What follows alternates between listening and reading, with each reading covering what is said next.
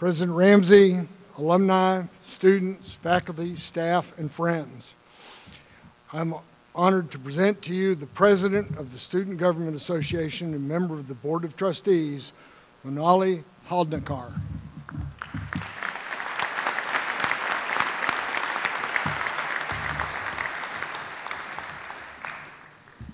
Good afternoon. As President of the University of Louisville Student Government Association, it gives me great pleasure to welcome you to the State of University Address. Now, in its 11th year, the State of the University Address has established itself as an important tradition. It is our hope that this tradition will continue for many years to come. Today is an opportunity for the President to highlight for his community the successes we've shared in the past year and our plans for the future of this outstanding university. The university has made tremendous strides in many areas, ranging from a significant growth in funded research to a remarkable change in the quality of our incoming students.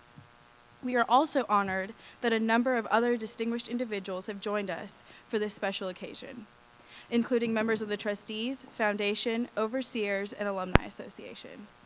Also on the stage this afternoon are the winners of the 2014 President's Distinguished Faculty Awards. It is now my privilege to present to you the President of the University of Louisville, Dr. James R. Ramsey.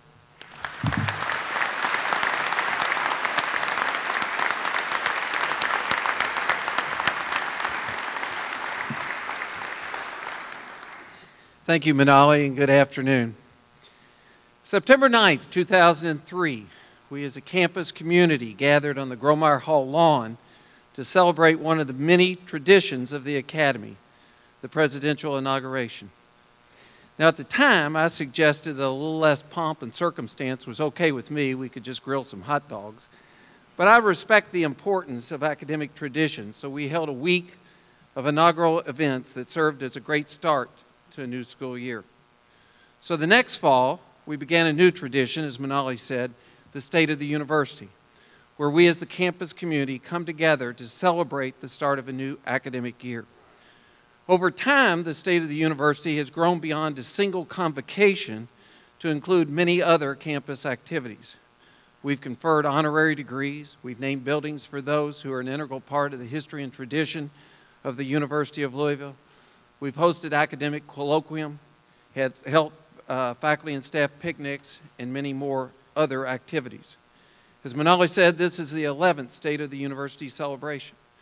And while the original intent of the State of the University speech was to reflect on our academic successes of the prior year, it also provided us an opportunity as a campus community to recommit to our statutory mandate to be a premier, nationally recognized research university. In 2009, we thought it would be appropriate for the provost to present the State of the University remarks. Dr. Willingant superbly recounted our successes of the prior year while discussing the challenges and unknowns ahead. And Dr. Willingant helped us think about our fears, both real and perceived, that we as an institution had to address and had to manage if we were to be successful given state budget cuts and other challenges we faced. Since that time, we've continued to focus our State of the University remarks on prior year's achievements, but our tone and message has shifted in recent years, with increased emphasis on the rapidly changing environment that we, the Academy, now face. A policy and physical environment much different than existed when the Post-Secondary Education Reform Act of 1997 was enacted. In recent years, we've been forced to accept a new reality that the Academy, as we know it, is no longer perceived, first and foremost, as the solution to the problems facing our community, state, and nation. A new reality that the period of privilege for higher education has ended. Our new reality today is that higher education is often seen not as a solution to societal issues, but rather as a problem to be fixed. This new reality has shifted our conversations at U of L to how can we continue our amazing academic trajectory given less public support, but also given the understanding that, ironically, More is being expected of the Academy than ever before. Second, we in the Academy face a changing market for higher education. And third, actions by some of our sister institutions have shaken confidence in the integrity of higher education. Now let's be sure and recognize that we, the University of Louisville, have been successful, very successful, in navigating this new reality. Our teaching, our research, our engagement add every day to the vitality of our community and state as we address pressing social, educational, economic, and healthcare issues. But we also recognize that perhaps it is just a matter of time until we, like the marathon runner, hit the wall and are unable to continue to do more with less. 2 years ago, recognizing that many of the metrics we set for ourselves in our 2020 plan may no longer be relevant, given this new reality, we used the state of the university to begin a dialogue around what is required of us to be a university of the 21st century.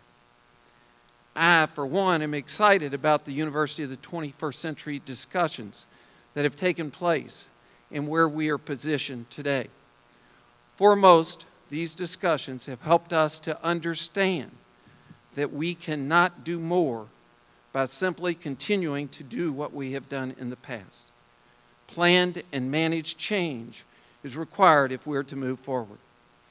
You'll remember that we started the University of the 21st Century discussions during the fall of 2012 with a SWOT analysis, candid, open discussions, addressing what do we do well, what don't we do well, what were our future opportunities, and what were the threats that impede our progress. Campus discussions followed the SWOT analysis, resulting in action steps and pilot projects being undertaken. We note today that our progress in these efforts is helping to alleviate fears that change automatically means job loss.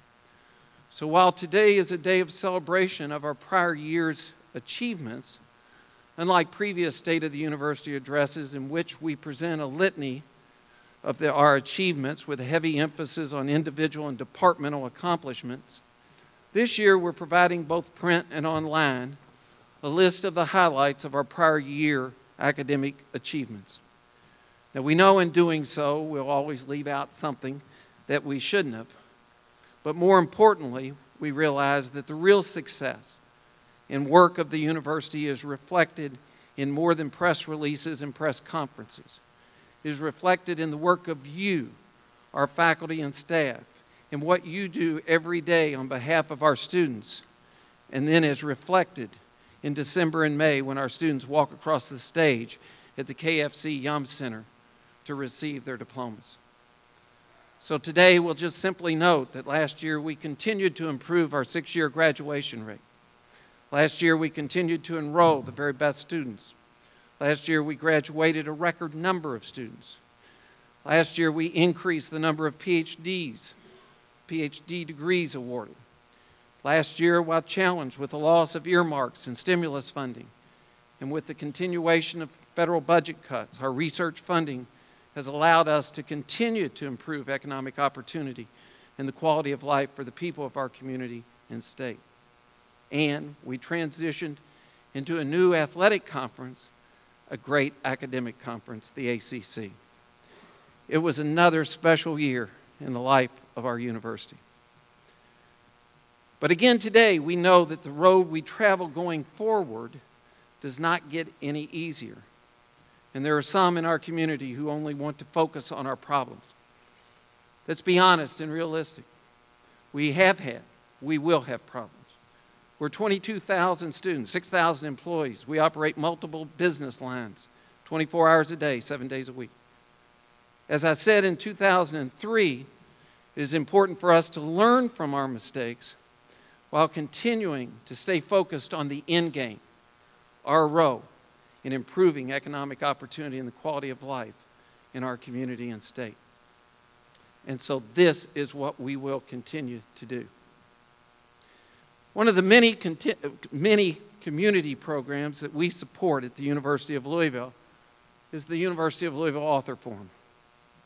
Over the course of a year, generally 4 recognized, renowned authors come to campus, spend time with students, and then do a public forum, a question and answer with a moderator who is generally highly known and respected as well.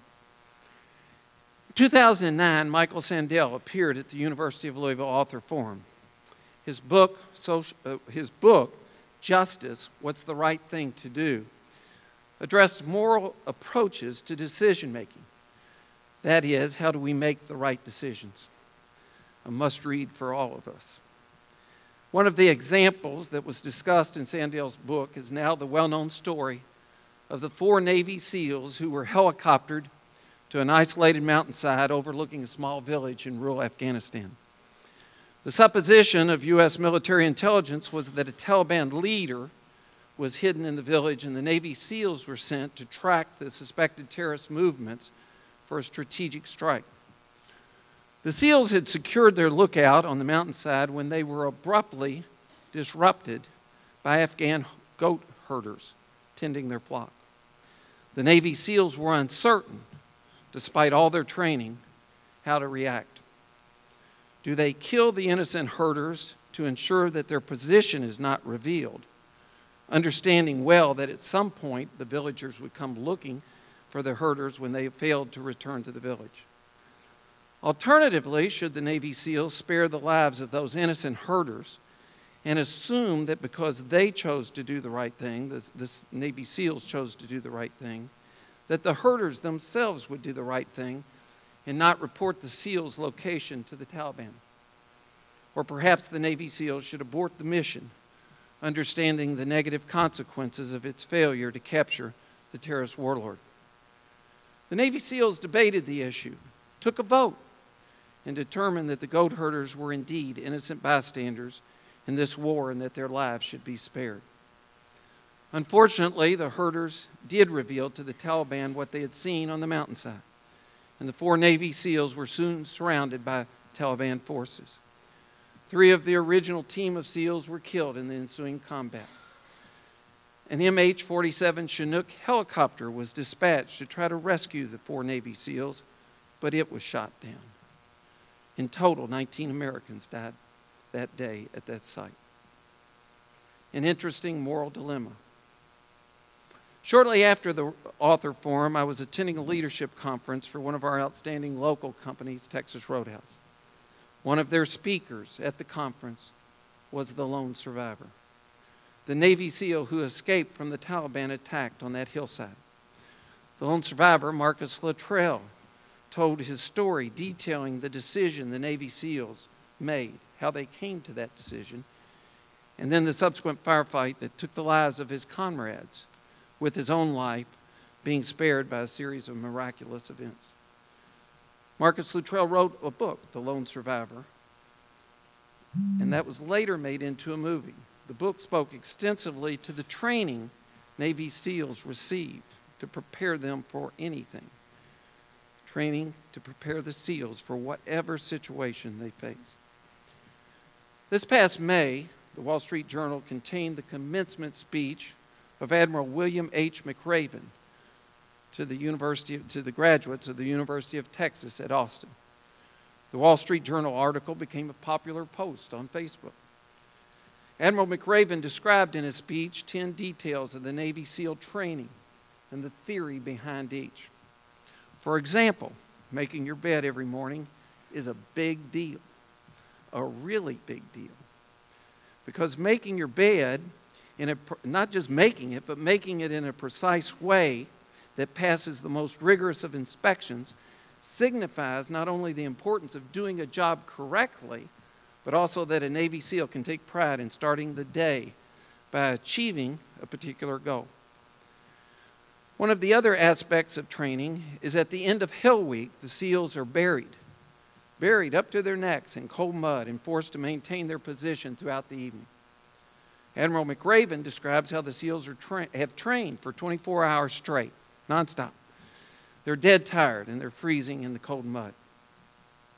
Now, Navy SEALs are told that if any point in their training they can no longer endure and they want to give up, they can do so by ringing the bell in the compound courtyard. The benefit of ringing the bell is that the training immediately stops. The cost of ringing the bell is, of course, that they will not become a Navy SEAL. We've been given a mandate by the people of Kentucky, but more than any words in the law books, we, individually and collectively, understand the importance of our teaching, our research, and our work in the community. We understand the difference that we make in the life of a Cardinal Covenant student, as well as a Fulbright scholar.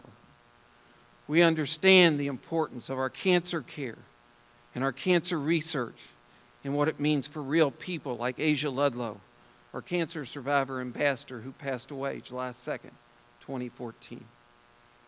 We understand the hope we provide to the fourth graders at J.B. Atkinson with our summer reading program, and how those young people do believe that they can indeed go to college and will go to college in the fall of 2023. In fact, it is this understanding of the difference that we make in the lives of people that we have endured our own rituals, our coursework, our preliminary exams, writing a dissertation, our tenure review process, our post-tenure review process. It is also why we endure budget cuts and unfair, unfounded critics of what we do. It is why we endure our hell weeks. A number of years ago, I met a young woman, Tracy Norman. Tracy's job was to drive a golf cart with refreshments for the golfers. A chance, casual conversation that day led to an understanding that Tracy was from a single-parent family. She wanted a better life. She knew that education was the key to that better life. But there were impediments. There were barriers. She saw little hope, no hope. 7 years after that chance encounter, I received a card with pictures from our graduation on May 10th, 2014 at the KFC Yum Center. Tracy wrote, "I cannot express how much your efforts have made a positive impact in my life. I will forever remember your passion, care, and support. I can't wait to take all my knowledge and help pass it on through others and to give back. I now have the degree, confidence, and strength to follow my dreams. P.S. I'm passing the cap on to my 8-year-old niece, Adara. We started a new tradition at U of L a number of years ago with our freshman convocation, where we give to each of our freshmen a baseball cap and tell them that we expect them to trade that in for their mortarboard, their commencement cap, 4 years later. This year we started another tradition and asked our graduates to take their caps and to give it to someone to inspire them to finish their degree. Now, each of you, our faculty and staff at the University of Louisville, have your Tracy Norman and countless others like her. In fact, we've not even met all the Tracy Normans that are out there counting on us. We've not met all the Tracy Normans that we'll encounter in our classes, in our office hours, in our research labs, in our family resource centers in the West End, or perhaps in our healthcare clinics. But they're there, and they're counting on us. Like a Navy SEAL in training, we can ring the bell at any time. That's our choice. And who could blame us, just as the Navy SEALs who are weakened by lack of sleep and nonstop training? We're weakened and frustrated by budget cuts and those who put self-interest ahead of public good. We can ring the bell. Our future will be difficult. Change is hard. Alternative ways to move our university forward present challenges. We will often continue to be frustrated and disappointed. We will sometimes be rebuked. Tracy and I had lunch recently, and she told me of all the times over the last 7 years that she was ready to ring the bell. But she didn't, nor will we. We won't ring the bell because of Tracy and all the other Tracys that are counting on us. And so it is. We will continue to come together as one university, committed to being a university of the 21st century. For we have already reaffirmed that we are a thriving, innovative, metropolitan research university, leading transformative change through our commitments to the values of the academy and to the primacy of this teacher-student relationship. We are responding to societal needs and embracing our role in improving the quality of life and economic well-being for the publics we serve through the work of you, our nationally recognized faculty, and our amazing students supported by an excellent staff. We have and will continue to identify niche areas of existing excellence at the university, areas of community need, student interest, and partnership opportunities. These multidisciplinary collaborative areas are those areas where we can be the best. We can be the best anywhere. In fact, we're now moving forward with pilot initiatives that will provide us funding opportunities. We will continue our discussions to finalize unit-based plans to align and integrate these disciplines with other areas of excellence yet to be defined. We are ready to begin the review of our general education curriculum this fall. We have piloted our shared services business model, realizing that we, learning from the mistakes of others, can and will make this work. Success has already been achieved in the Speed School, Office of Business Affairs, Human Resources, and IT, where pilot projects have already been undertaken. We will continue to develop financial models that are better understood by the campus, well communicated and transparent, models that are performance-based, yet providing for sustained funding to support our existing infrastructure while also providing unit-based incentives. We are on our way to implementing recommendations from the University of the 21st Century committees in the areas of technology, targeted university growth, international learning experiences, and other opportunities for our students. We will continue to seek to be a community-engaged university in all that we do, through our teaching, through our research, and through our outreach. And we know from our SWOT analysis that we must do more to address the cultural issues identified in the SWOT analysis.